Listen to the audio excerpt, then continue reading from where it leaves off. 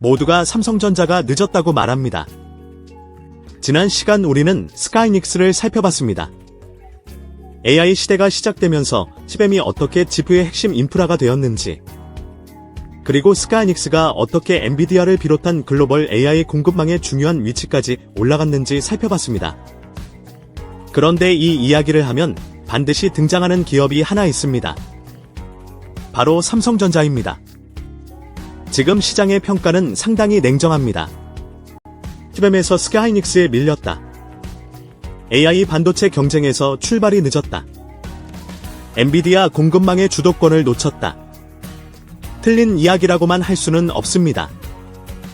적어도 AI 메모리 시장의 초기 주도권 경쟁에서는 스카이닉스가 강한 위치를 선점한 것이 사실이기 때문입니다. 그런데 여기서 저는 조금 다른 질문을 던져보고 싶습니다.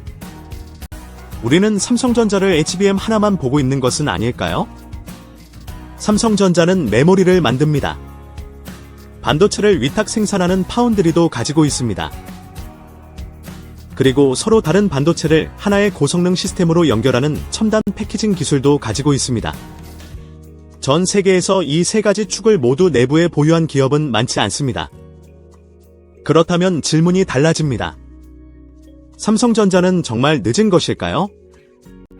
아니면 AI 반도체의 경쟁 방식 자체가 바뀌는 순간을 기다리며 전혀 다른 카드를 준비하고 있는 것일까요? 오늘 우리가 확인할 것은 바로 이것입니다. 삼성전자가 아직 제대로 보여주지 못한 카드. 그리고 그 카드가 왜 차세대 AI 반도체 경쟁에서 중요해질 수 있는지 살펴보겠습니다. 삼성전자는 왜 HBM에서 밀렸을까요? 먼저 불편한 현실부터 보겠습니다. AI 반도체 시장이 폭발적으로 성장하면서 가장 큰 수혜를 받은 메모리 기술 중 하나가 HBM입니다. HBM은 여러 개의 DRAM을 수직으로 쌓아 GPU와 AI 가속기에 엄청난 속도로 데이터를 공급합니다. 지난 편에서 말씀드렸듯 GPU가 아무리 빠르게 계산해도 메모리가 데이터를 충분히 공급하지 못하면 GPU는 기다려야 합니다. 그래서 AI 시대에는 GPU의 성능만큼 메모리 대역폭이 중요해졌습니다. 그리고 이 변화에서 스카이닉스는 빠르게 움직였습니다. HBM에 일찍 투자했고 AI 가속기 시장이 본격적으로 폭발하기 전부터 기술과 생산 경험을 축적했습니다. 그 결과 엔비디아의 주요 AI 플랫폼 공급망에서 강력한 위치를 확보할 수 있었습니다. 반면 삼성전자는 시장의 기대만큼 빠르게 그 위치를 확보하지 못했습니다. 여기서 많은 투자자들이 결론을 내렸습니다. 삼성이 늦었다.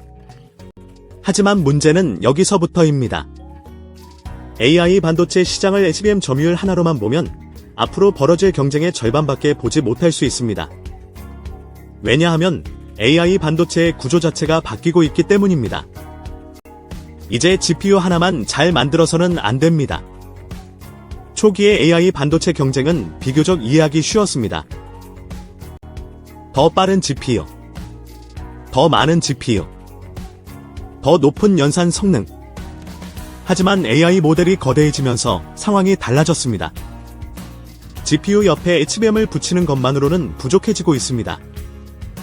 GPU와 메모리 사이의 거리를 줄여야 합니다. 더 많은 데이터를 더 빠르게 이동시켜야 합니다. 전력 소비도 줄여야 합니다. 발열도 잡아야 합니다. 그리고 서로 다른 종류의 반도체를 하나의 시스템처럼 작동하게 만들어야 합니다. 바로 여기서 첨단 패키징의 중요성이 급격하게 커집니다. 쉽게 말씀드리겠습니다. 과거에는 좋은 반도체 하나를 만드는 것이 중요했습니다. 하지만 앞으로는 여러 개의 좋은 반도체를 얼마나 효율적으로 하나로 묶느냐가 중요해집니다. GPU, CPU, HBM, 네트워크 칩, 각종 가속기. 이 서로 다른 칩들을 최대한 가까이 배치하고 막대한 데이터를 빠르게 주고받게 만드는 것. 이것이 AI 반도체 시대의 새로운 경쟁입니다. 그래서 첨단 패키징은 더 이상 반도체 제조의 마지막 공정이 아닙니다. AI 시스템의 성능을 결정하는 핵심 기술로 올라오고 있습니다. 그리고 바로 이 지점에서 삼성전자를 다시 봐야 합니다. 삼성전자가 가진 세 개의 조각은 무엇일까요? 삼성전자는 매우 독특한 구조를 가진 기업입니다. 첫 번째는 메모리입니다. D램과 낸드뿐 아니라 HBM까지 직접 개발하고 생산할 수 있습니다. 두 번째는 파운드리입니다. 고객이 설계한 첨단 로직 반도체를 직접 생산할 수 있습니다. 그리고 세 번째, 첨단 패키징입니다. 서로 다른 반도체를 하나의 고성능 시스템으로 연결하는 기술입니다. 이 세 가지를 하나의 그림으로 놓아보겠습니다. 메모리 플러스 파운드리 플러스 첨단 패키징. 이것이 삼성전자가 가진 가장 흥미로운 구조적 카드입니다. 예를 들어 미래의 AI 가속기는 GPU 하나만으로 완성되지 않습니다. 최첨단 로직 칩을 생산해야 하고 바로 옆에는 차세대 HBM이 필요합니다. 그리고 이 두 반도체를 초고속으로 연결하는 패키징 기술이 필요합니다. 지금까지는 이 과정에 여러 기업이 참여했습니다. 설계하는 기업, 생산하는 기업, 메모리를 공급하는 기업, 패키징을 담당하는 기업. 각자의 역할이 나뉘어 있었습니다. 그런데 만약 한 기업이 이 과정의 여러 핵심 단계를 내부에서 연결할 수 있다면 어떨까요? 바로 여기서 삼성전자의 가능성이 생깁니다. 물론 이것이 곧 삼성전자가 경쟁에서 이긴다는 뜻은 아닙니다. 오히려 반대입니다. 이 전략이 성공하려면 반드시 증명해야 할 것이 있습니다. 기술력, 수율, 생산 안정성, 고객 신뢰, 그리고 무엇보다 시간입니다. AI 산업은 기다려주지 않기 때문입니다. 좋은 기술을 가지고 있다는 것과 고객이 필요로 하는 순간에 대량으로 공급할 수 있다는 것은 전혀 다른 문제입니다. 그래서 삼성전자의 진짜 승부는 무엇을 가지고 있는가가 아니라 그것들을 실제로 연결할 수 있는가에서 결정될 가능성이 높습니다. 엔비디아가 다시 볼 수밖에 없는 이 카드, 여기서 썸네일에서 던졌던 질문으로 돌아가겠습니다. 삼성전자가 아직 안 꺼낸 카드는 무엇일까요? 어떤 비밀 제품 하나가 아닙니다. 바로 메모리와 파운드리, 첨단 패키징을 하나의 AI 반도체 생태계로 연결할 수 있는 능력입니다. 이 부분이 중요합니다. 엔비디아와 같은 패피스 기업에게 가장 중요한 것은 특정 기업에 대한 충성도가 아닙니다. 누가 더 좋은 성능을 제공하는가? 누가 더 안정적으로 생산할 수 있는가? 누가 필요한 물량을 원하는 시점에 공급할 수 있는가? 그리고 공급망 위험을 얼마나 줄일 수 있는가? 결국 이 조건을 충족하는 공급자가 많아질수록 선택지는 넓어집니다. 그래서 삼성전자가 차세대 HBM의 성능과 수율을 끌어올리고 파운드리 경쟁력을 회복하며 첨단 패키징까지 실제 고객 요구에 맞춰 연결할 수 있다면 글로벌 AI 기업들이 삼성전자를 다시 평가해야 할 이유는 분명해집니다. 하지만 여기에는 아주 중요한 함정이 하나 있습니다. 가능성과 현실은 다릅니다. 삼성전자가 가진 카드가 강력하다고 해서 그 카드가 자동으로 승리로 연결되는 것은 아닙니다. 오히려 삼성전자의 가장 큰 도전은 지금부터입니다. 스카하이닉스가 먼저 확보한 HBM 리더십, TSMC가 장악한 최첨단 파운드리와 AI 패키징 생태계, 그리고 하루가 다르게 빨라지는 엔비디아의 차세대 AI 플랫폼. 삼성전자는 이 세 개의 벽을 동시에 넘어야 합니다. 그렇다면 삼성전자가 실제로 판을 바꾸려면 가장 먼저 무엇을 증명해야 할까요? 그리고 스카이닉스와의 진짜 경쟁은 HBM에서 끝날까요?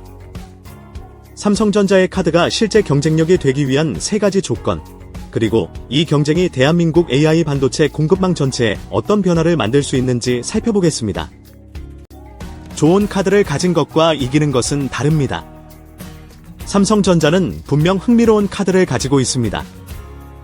메모리, 파운드리, 첨단 패키징. 하지만 반도체 산업에서는 좋은 카드를 많이 가진 기업이 반드시 승리하는 것은 아닙니다. 중요한 것은 그 카드들을 실제 고객이 원하는 하나의 결과물로 만들어낼 수 있느냐입니다. 삼성전자가 AI 반도체 경쟁에서 다시 강력한 위치를 확보하기 위해서는 크게 세 가지를 증명해야 합니다. 첫 번째는 HBM 경쟁력입니다. AI 가속기가 세대를 거듭할수록 HBM의 중요성은 더 커지고 있습니다. 더 높은 대역폭, 더 큰 용량, 더 낮은 전력 소비, 그리고 더 안정적인 발열 관리까지 요구됩니다. 여기서 중요한 것은 제품을 개발했다는 발표가 아닙니다. 실제 고객이 요구하는 기준을 충족하고 필요한 시점에 필요한 물량을 안정적으로 공급할 수 있어야 합니다. 스카이닉스가 강한 이유도 바로 여기에 있습니다. 기술 하나만 먼저 개발한 것이 아니라 AI 시장이 폭발하는 시점에 고객과 공급망을 먼저 연결했습니다. 삼성전자가 이 격차를 좁히려면 결국 결과로 증명해야 합니다. 두 번째는 파운드리입니다. 이 부분이 삼성전자에게는 기회이면서 동시에 가장 어려운 숙제 중 하나입니다. AI 반도체는 점점 더 복잡해지고 있습니다. 최첨단 공정이 필요하고 막대한 생산 능력이 필요하며 무엇보다 높은 수율이 중요합니다. 반도체 설계 기업 입장에서 생각해 보겠습니다. 아무리 좋은 공정 기술이 있어도 실제로 생산했을 때 원하는 만큼 정상 제품이 나오지 않는다면 선택하기 어렵습니다. 결국 파운드리는 기술 발표보다 고객의 신뢰가 중요한 산업입니다. 현재 최첨단 AI 반도체 생산 생태계에서는 TSMC의 영향력이 매우 큽니다. 삼성전자가 이 구조에 의미 있는 변화를 만들려면 단순히 더 작은 공정을 개발하는 것만으로는 부족합니다. 이 회사에 맡기면 일정과 품질, 물량을 믿을 수 있다. 이 신뢰를 다시 확보해야 합니다. 그리고 이것은 하루아침에 만들어지지 않습니다. 세 번째가 가장 흥미롭습니다. 바로 첨단 패키징입니다. 저는 앞으로 이 영역이 삼성전자의 전략을 판단하는데 매우 중요한 지점이 될 수 있다고 봅니다. 왜냐하면 AI 반도체의 경쟁 방식 자체가 바뀌고 있기 때문입니다. 과거에는 하나의 칩을 얼마나 작고 빠르게 만드느냐가 중요했습니다. 하지만 이제는 물리적인 한계가 가까워지면서 서로 다른 기능을 가진 여러 개의 칩을 하나의 시스템처럼 연결하는 기술이 중요해지고 있습니다. 로직 칩, GRAM, 네트워크 칩, 각종 가속기.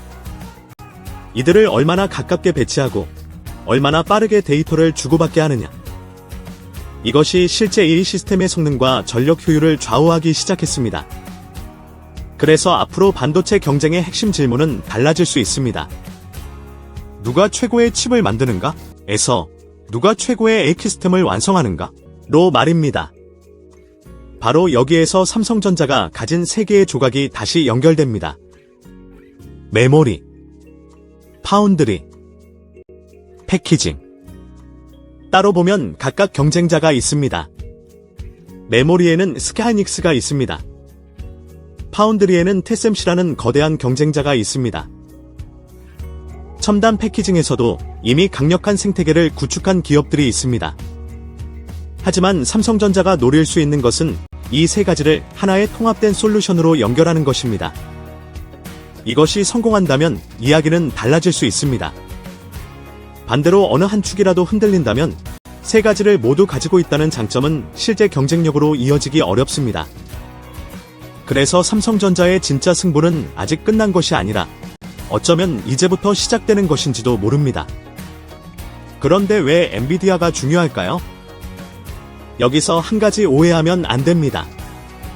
삼성전자의 미래가 엔비디아 한 회사에 의해 결정되는 것은 아닙니다. 하지만 엔비디아가 중요한 이유는 분명합니다. 현재 AI 가속기 생태계에서 엔비디아가 차지하는 영향력이 워낙 크기 때문입니다. 엔비디아의 차세대 플랫폼에 어떤 메모리가 들어가는지, 어떤 파운드리와 패키징 생태계가 연결되는지는 관련 공급망 전체에 큰 영향을 미칠 수 있습니다. 그런데 엔비디아 입장에서도 한 가지 고민이 있습니다. AI 시장이 커질수록 필요한 반도체의 양도 폭발적으로 늘어납니다. HBM도 더 많이 필요합니다. 첨단 패키징 생산 능력도 더 많이 필요합니다. 최첨단 반도체 생산 능력도 필요합니다.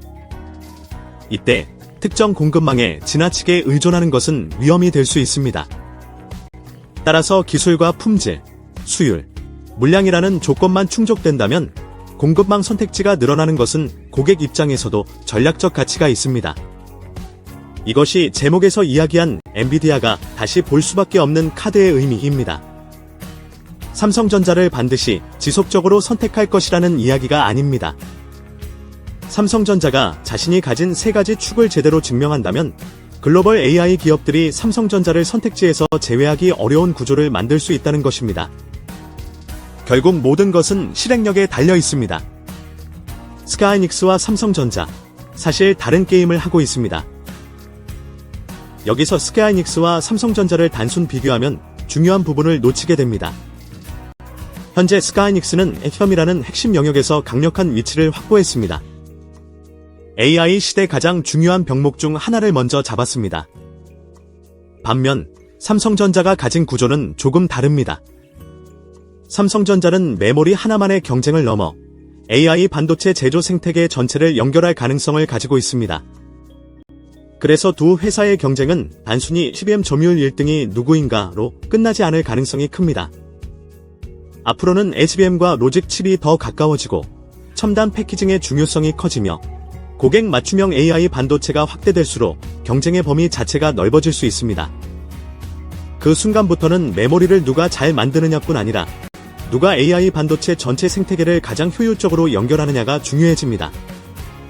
그리고 이것이 우리가 시즌 후반부에 스카이닉스와 삼성전자를 다시 한번 다뤄야 하는 이유이기도 합니다. 오늘의 승자가 몇 달 뒤에도 같은 위치에 있을 것이라고 단정할 수 없기 때문입니다. AI 반도체 산업은 너무 빠르게 움직이고 있습니다. 차세대 HBM, 맞춤형 AI 칩, 첨단 패키징, 파운드리, 그리고 새로운 AI 플랫폼까지 판 자체가 계속 바뀌고 있습니다. 우리는 시즌 후반부에서 이 두 기업을 다시 꺼내 그때 실제로 무엇이 달라졌는지 다시 확인하겠습니다. 더 중요한 것은 대한민국입니다. 그런데 저는 이 경쟁을 스카이닉스 대 삼성전자라는 구도로만 보고 싶지는 않습니다.